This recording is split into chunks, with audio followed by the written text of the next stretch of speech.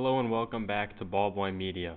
I'm LJ and today we're going to be talking about a team that I hold to be very special this season, and that is the Detroit Pistons. Now, the Pistons, as we know, had a very bad season last year, but this season they have already eclipsed their win total from the past couple, and they are looking to make a playoff push. So, today we're going to be discussing what they might do at the trade deadline in a playoff push scenario. Thank you for tuning in today. Please be sure to like and subscribe if you find this content interesting, and comment down below your favorite player in the NBA right now. So in terms of current outlook, the Cavaliers lead the East by a comfortable margin, but the Pistons have now gotten into that 6th seed, and they are now in the automatic bid section of the playoffs. They're 23-21, which, as I said, is good for 6th. They're playing at a 43-win pace, which would be the team's best since 2016. They started 9-15 and are 14-6 since, which includes a 9-3 run to start the month of January. They are 1 game above Orlando in terms of being a top 6 seed, and they are 4.5 games above Chicago in terms of being a top 10 team. In terms of roster construction, unfortunately, Jaden Ivey suffered a devastating leg injury earlier in the season on New Year's Day, and he has been sidelined since. However, the team has proven that they have immense depth and have, very switchable lineups where there's a lot of quality players, and that's something that you couldn't say about Detroit in years past, but it is very true this season. Veteran additions have provided much needed help, and it's really from a shooting perspective and from an all-around offense perspective, as well as I'm sure a sage locker room presence perspective. So the Pistons have been starting Cade Cunningham alongside Tim Hardaway Jr., Ausar Thompson, Tobias Harris, and Jalen Duren. And then off the bench they have Marcus Sasser, Malik Beasley, Ron Holland, Simone Fontecchio, and Isaiah Stewart.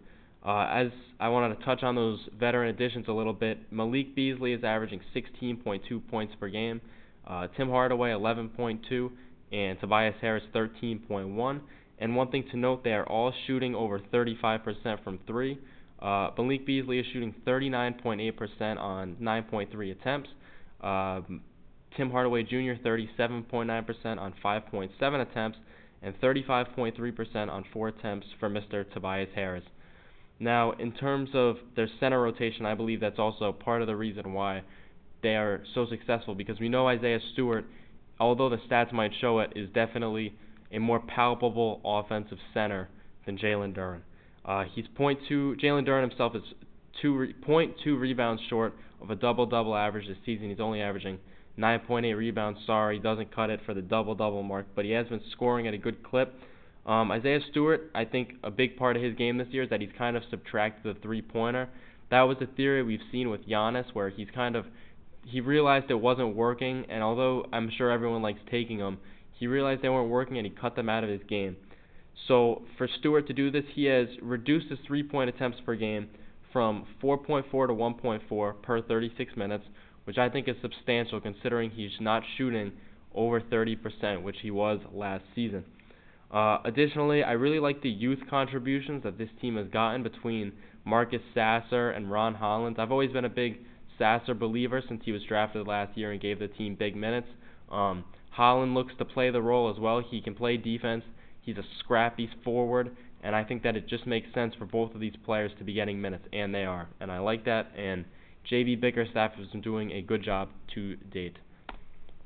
Now, Cade Cunningham is in the midst of a breakout season. You see the numbers, 22.7 points, 4.3 rebounds, 7.5 assists last season have all risen this season. 24.6 points and about 7 rebounds and 9 assists. These are great numbers. These are all-star caliber numbers, maybe even all-NBA caliber if the league wasn't so deep.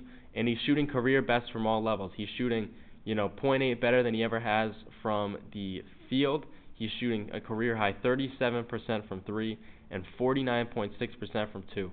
All of these are career highs, and you can see it in his game. He's evolved a lot since being drafted.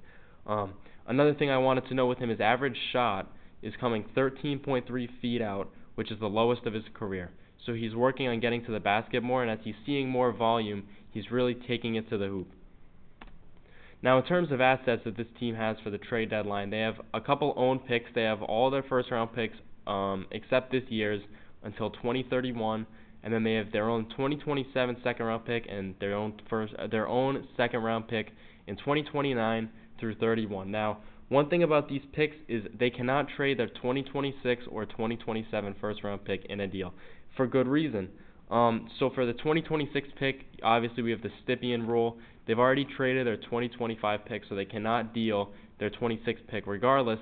However, neither of these picks can be dealt until the team conveys a first-round pick to Minnesota. Now, this year that pick is protected, their 2025 first-round pick is protected 1 through 13. Should they make the playoffs, this pick would convey to Minnesota, and therefore they would be eligible after this year's draft to trade their next 2 first-round picks. However, let's say that they do not make the playoffs and they fall off towards the end of the season. The pick, as I said, is 1 through 13 protected, so they will retain it. However, again, that limits them in the future because in 2026 the pick is protected 1 through 11, and in 2027 is protected 1 through 9. So, this is a pick that I think would be very beneficial to convey this year. I'd like to see them make the playoffs, and I think that would definitely be beneficial to them because that would unlock their 2026 and 2027 first-round picks should they not deal 2028 and beyond. They also own 8 additional second-round picks from other teams, and this season they are the only team that has cap space. They have $14 million remaining as of today. In terms of potential trade targets, there's 3 guys I have highlighted here. Zach LaVine, who is making $43 million a year. Brandon Ingram is making $36 million a year. He is an upcoming unrestricted free agent, so they might say, you know what, why trade for him now? Let's just look to acquire him in free agency. Although, if they want to make a swing towards the playoffs, I believe it would be beneficial to acquire him now if that is their plan. And then John Collins as well, $26.6 million roughly this year, and he has an upcoming player option, which I would expect him to opt into.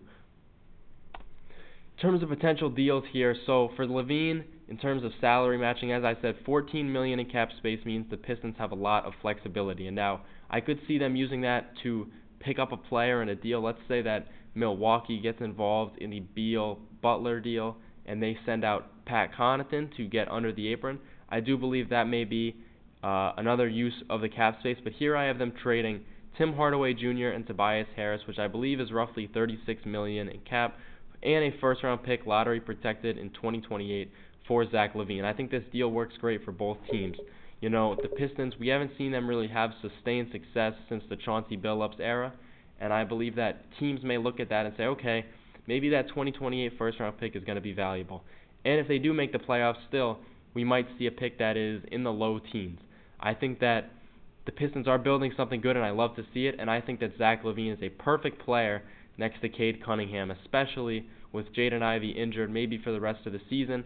I think LaVine is a proven guy. He's having maybe a career season this year, and I think he makes all the sense to be on the Pistons. Brandon Ingram makes a little less sense in my opinion. It seems to me that the Pelicans want to keep him, which befuddles me because they do have a lot of max players, and I'm not quite sure that they have the cap space to obtain Brandon Ingram, and I think that maybe his asking price might be more than what they give.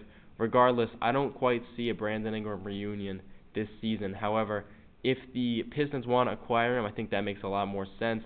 In this deal, I have them giving up Tim Hardaway and Tobias Harris again, and that 2028, same package as LaVine. I think these players are roughly equal from a value perspective. The only thing is, if you're the Pistons, you have to be sure that you would be signing Brandon Ingram in the next season, because then it's just a huge loss, and you're trading these 2 guys and not getting anything to show for it after this season. John Collins, I think, is a little less valuable than these guys just because he doesn't have the pedigree. I mean, both of these guys have been all-stars, and both have proven that they can score at an elite level from all 3, in the paint, mid-range, three-pointer. They're proven guys, whereas I feel like Collins, although he is proven, he can get buckets.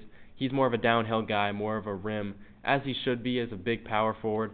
So I have them giving up Isaiah Stewart and a second-round pick, or 2, or 3, or 4, or 5.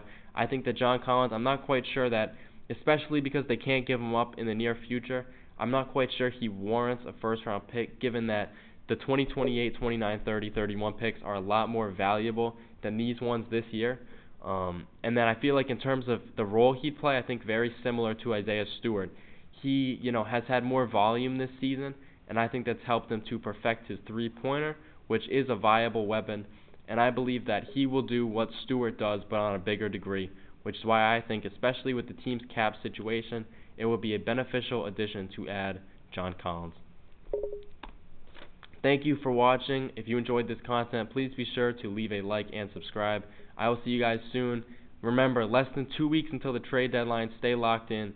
I will be uploading a lot until then. Thank you, and I will see you soon.